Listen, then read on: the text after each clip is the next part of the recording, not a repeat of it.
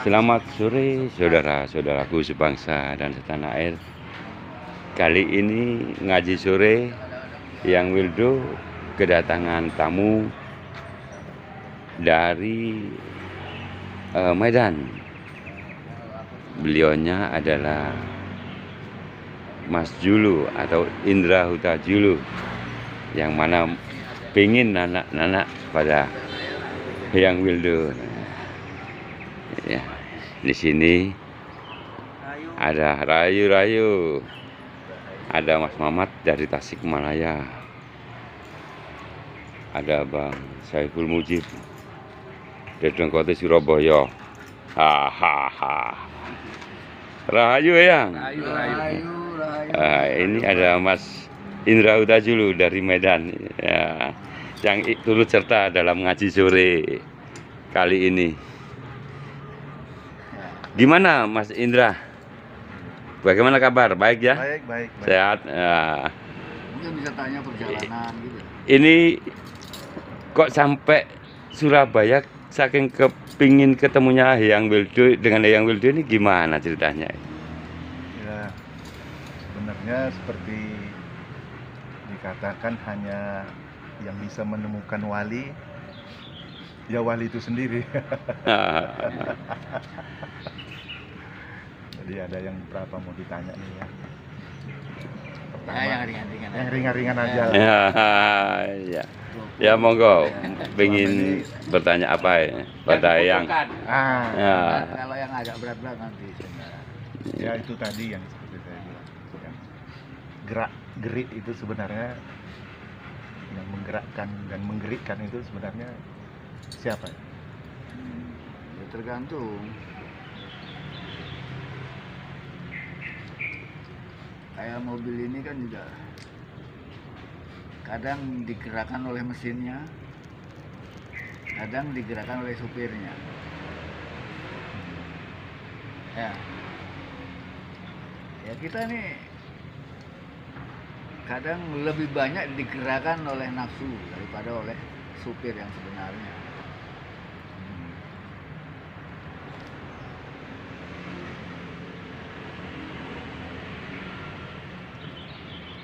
Jadi biasanya nafsu yang lebih dominan menggerakkan kita ini ya. Iya. Nafsu itu ibaratnya seperti mobil, hanya pengantar. Nafsu hanya pengantar saja ya. Seperti sampai ke masjid, naik mobil, naik sepeda, gitu kan. Tapi kalau udah sampai di masjid, mobilnya jangan dibawa masuk ke masjid. Mobilnya tinggal di luar. Kita sampai itu ke tujuan. Sesudah sampai di tempat tujuan, ya jangan dibawa masuk. Nah, pikiran kita ini merupakan nafsu yang paling besar. Oleh karena itu, seringkali kita digerakkan oleh pikiran. Pikiran itu nafsu yang paling besar. Nafsu yang paling kecil seksual ya. Iya.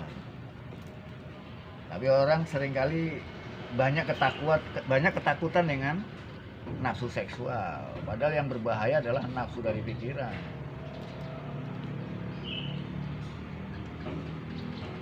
Nafsu seksual korbannya paling hanya beberapa. Tapi nafsu yang datang dari pikiran korbannya bisa banyak. Kayak Nazi, kayak ISIS, itu kan nafsu-nafsu dari pikiran. Wahabi, paham Wahabi ya? Iya. Nafsu-nafsu yang didorong oleh pikiran-pikiran ini malah berbahaya. Bisa juga terjadi genocide, itu karena nafsu juga, nafsu dari pikiran. Genosida apa genocide? Genocide. Bahaya, korbannya bisa satu negara habis. Tapi itu nggak diperhatikan. Ego ya? Ya, nafsu dari seks yang kadang-kadang lebih dibesar-besarkan sehingga orang harus pakai sarung, harus ditutup, harus begini begitu. Padahal ketakutan itu aja. Seolah-olah padahal dari otak ini lebih bahaya. termasuk kemelekatan itu. Apalagi nafsu dari otak ini kemudian dibungkus dengan atas nama agama, atas nama Tuhan. Waduh. Pakai stempelnya stempel Tuhan, stempel agama. Ah, Memperebutkan kebenaran ya. Kan? iya. Jadi sah apa yang dilakukan. Jadi di sini kan kelihatan orang bergerak kelihatannya seperti untuk agama, tapi didorong oleh nafsu merasa benar sendiri.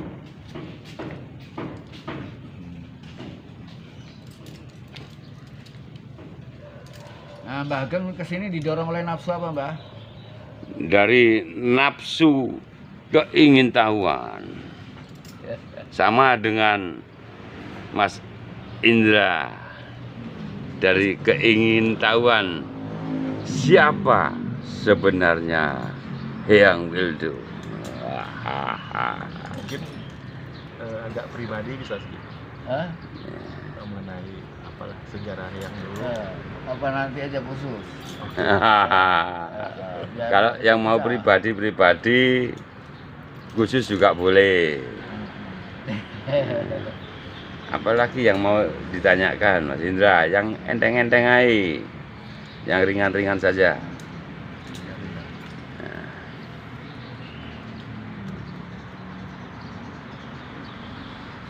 Gimana, Mbak?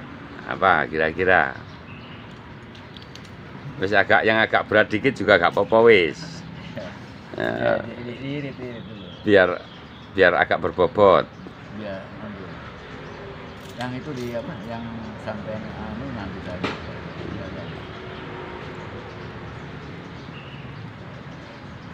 Biar Mbah yang mancing. Kira-kira Tanya apa? aja langsung mengenai apa-apa. Ini Pak, mengenai Agak keras sedikit.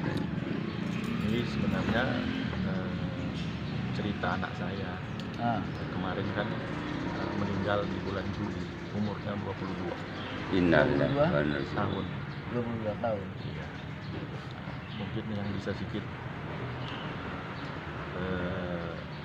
ya jatah hidupnya itu kok bisa begitu singkat kalau menurut pandangan yang gimana? Ya mungkin ada karma.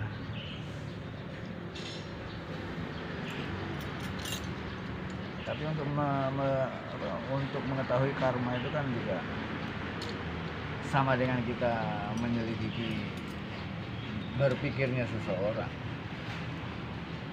Karena kalau bicara tentang semuanya pasti ada jalurnya ke karma. Kalau orang-orang agama di tingkat syariat mungkin jalurnya memang udah takdir Tuhan. Itu jawaban yang mati istilahnya. Jawaban yang enggak. Ya kalau kita mau jawab yang sedikit logis dan rasional ya karma gitu kan. Itu lebih logis dan rasional. Cuma untuk mengupas karma itu kan berarti kita harus ngupas pola berpikir seseorang. Karena semua apa yang dilakukan oleh seseorang sangat terkait oleh karma. Karma itu artinya perbuatan. Yang disebut perbuatan bukan hanya tindakan. Berpikir, berkata itu sudah masuk dalam pengertian tindakan. Bahkan berbuat dengan berpikir lebih kuat berpikir. Lebih kuat berpikir.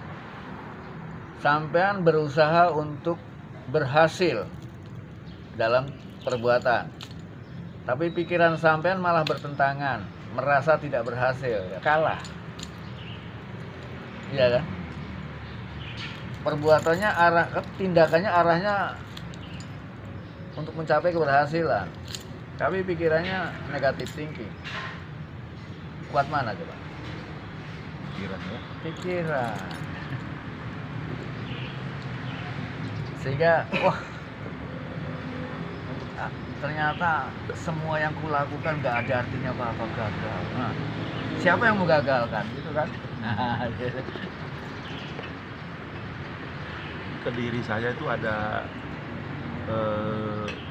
ujiannya juga itu dengan kematian anak saya.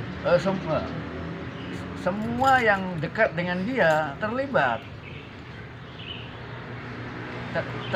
dalam satu karma kolektif.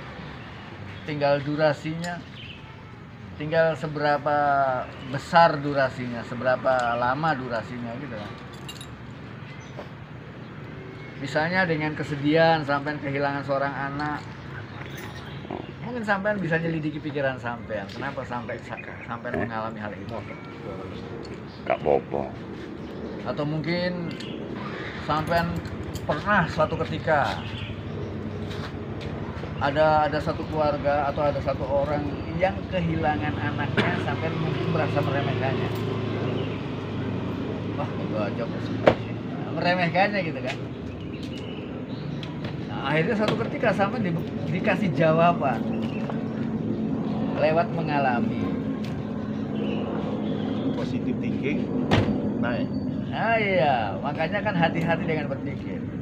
Ketika kita mengkritik sesuatu, tandanya kita ingin tahu sesuatu dengan secara akurat. Mengetahui secara akurat berarti kita harus mengalaminya.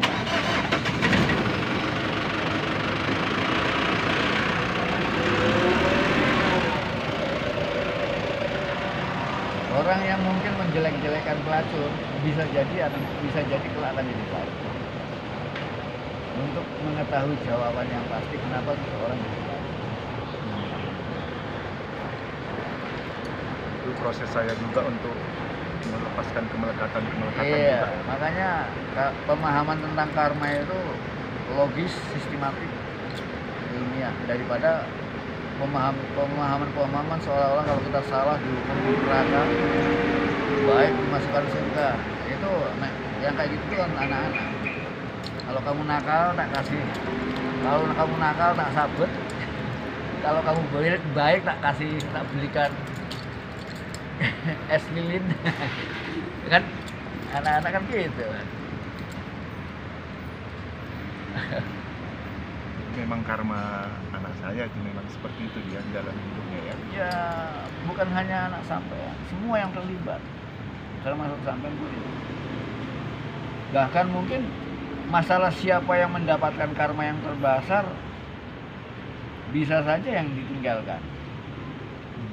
Yang mati malah udah selesai, nggak punya pikiran apa-apa. Pembunuh dengan yang dibunuh lebih berat yang membunuh. Yang menanggung. Iya, yang dibunuh udah selesai mati. Yang membunuh dia akan terus ingat perbuatannya. Dia akan tersiksa selamanya atas perbuatannya.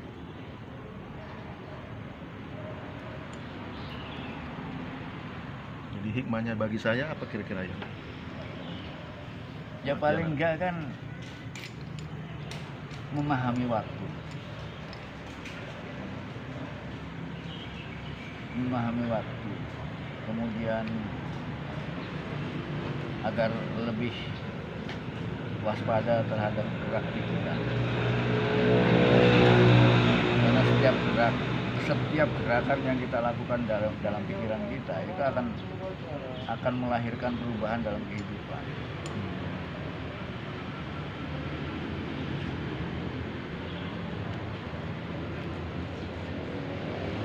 Tapi seperti ungkapan Tuhan tidak akan membebani seseorang yang tidak dia sanggup bebani. Memang pada waktu itu saya cukup bisa menerima lah, nggak terlalu goyang memang pada saat itu. Ya itu bahasa agama. Seolah-olah Tuhan yang memberi beban. Seolah-olah Tuhan. Jadi ya sedikit agar kita sedikit enteng, oh Tuhan yang ngasih. Kan kalau Tuhan ngasih kan nggak mungkin memberikan dengan berlebihan gitu kan. Sebenarnya semua akibat dari Ya semua kan merupakan buah dari perbuatan kita sendiri. Cuma kan di wilayah agama ya kita alih bahasakan, kita rubah narasinya, gitu kan. baik pemikiran yang sekarang maupun yang masa lalu lah ya. Iya.